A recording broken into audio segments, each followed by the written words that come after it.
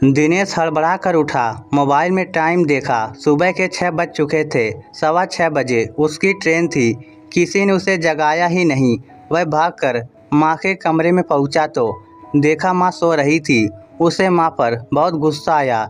रोज 5 बजे उठ जाती है, मगर आज मुझे जाना है और ये इतनी देर तक सो रही है। उसने गुस्से में माँ को जगाना चाहा, मगर फिर उसे याद आया कि माँ को नींद में उठा देने से उसका सर दर्द करने लगता है। हो सकता हो माँ लेट सोई हो। गलती मेरी ही है, मुझे अलार्म लगाकर सोना चाहिए था और अब माँ को जगाकर उससे बहस करने का क्या फ़ायदा। लेट तो हो चुकी है। वह वापस अपने कमरे में आया, जल्दी में कपड़े बदले। फिर उसने अपना बैग उठाया जिसे वह रात को ही पैक करके सोया था और फिर भागता हुआ स्टेशन की तरफ चल पड़ा। 10 मिनट में स्टेशन पहुंच गया। ट्रेन चल पड़ी थी, मगर वह भागकर जनरल डिब्बे में चढ़ गया। वह डिब्बे में ही नित्य कार से फारिग हुआ। कुछ देर बाद ट्रेन एक स्टेशन पर रुकी तो उसने एक चाय खरीद ली, मगर चाय का एक घूंट लेते ही उसे उबाई आ गई, क्योंकि चाय का स्वाद बहुत गंदा था। वह कभी भी बाहर की चाय और खाना नहीं खाता था। उसे फिर से माँ पर गुस्सा आ रहा था। आज थोड़ा सा पहले उठ जाती तो कम से कम चाय तो बना देती। सुबह सुबह उसका मूड बिल्कुल उखड़ गया था। उसे लगा दुनिया में किसी को उसकी परवाह नहीं है, सब मतलबी हैं। भाभी से तो उसे कोई उम्मीद नहीं थी। वह तो वैसे भी 7 बजे उठती थी। बहन उसके लिए इतनी सुबह कभी उठी भी नहीं, बस माँ से उम्मीद रहती थी। मगर आज माँ ने भी उम्मीद तोड़ दी थी। अब उसे दिन के खाने की चिंता सताने लगी थी। 15 घंटे का सफ़र वह भूखे पेट कैसे करेगा। चिप्स वगैरह से उसे एलर्जी थी, फिर क्या खाएगा। सुबह का नाश्ता भी नहीं किया था। 10 बजते ही उसके पेट में गुड़गुड़ होने लगी। दिनेश घर से दूर इंजीनियरिंग की पढ़ाई कर रहा था। हर बार माँ सुबह उठकर टिफिन बना दिया करती थी। यह पहली बार था जब माँ ने उसे भूखे पेट और बिना टिफिन के भेज दिया था। दोपहर होते ही लोग खाना खाने लगे थे। कुछ रास्ते में आ रहे स्टेशन से खरीद कर खा रहे थे, तो कुछ अपना टिफिन खोलकर खा रहे थे।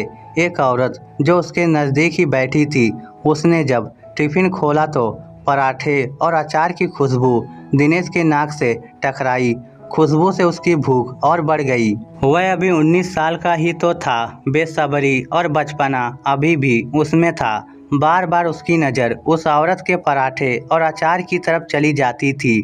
वह औरत मज़े से अपने परिवार के साथ खाना खा रही थी। दिनेश की तरफ उसका ध्यान ही नहीं गया।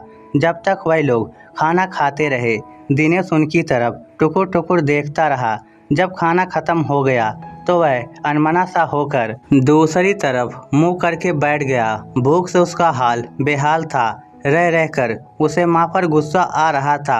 अचानक उसने माँ पर गुस्सा निकालने के लिए माँ को फ़ोन मिलाया। फ़ोन उठाते ही माँ बोली, बेटा खाना खा लिया क्या? इतना सुनते ही दिनेश की आंखों में आंसू आ गए। वह बोला, कहाँ से खाऊं माँ, तुमने टिफ़िन तो बनाया ही नहीं। माँ बोली, कैसी बात करता है, माँ हूँ तेरी, तुझे बिना खाना दिए कैसे भेज सकती हूँ। तेरा टिफ़िन बनाने की चिंता में मुझे रात को नींद ही नहीं आई। रात के 3 बज गए थे, इसलिए मैंने सोचा पता नहीं नींद आने के बाद वापस जागूं या ना जागूं। पहले तेरा टिफ़िन ही बना देती हूँ। फिर 3 बजे मैंने तुम्हारा टिफ़िन तैयार कर दिया। अपना बैग खोल कर देख, उसमें 10 पराठे हैं, कैरी का अचार और 8-10 बेसन से भरी हुई हरी मिर्च है। तुम्हें भरवा मिर्च बहुत पसंद है ना? दिनेश ने तुरंत बैग चेक किया तो कपड़ों के बीच में उसे टिफ़िन मिल गया। टिफ़िन देखते ही वह बोला, हाँ माँ, टिफ़िन मिल गया। माँ बोली, जब मैंने रखा था तो मिलना ही था, तू सो रहा था इसलिए बताना भूल गई बेटा। फिर सुबह मेरी आँख लग गई थी, पता नहीं तू कब उठा और कब गया। दिनेश बोला, बहुत जोरों की भूख लगी है माँ, मुझे माफ़ करना। मुझे तुम पर बहुत गुस्सा आ रहा था कि तुमने टिफ़िन क्यों नहीं बनाया। उधर से माँ की हंसी सुनाई दी। बोली, माँ पर शंका करता है, पगला कहीं का। अगर थोड़ा सा भरोसा करता तो बैग खोल कर देख लेता, फिर इतनी देर भूखा नहीं रहना पड़ता। चल अब खाना खा ले।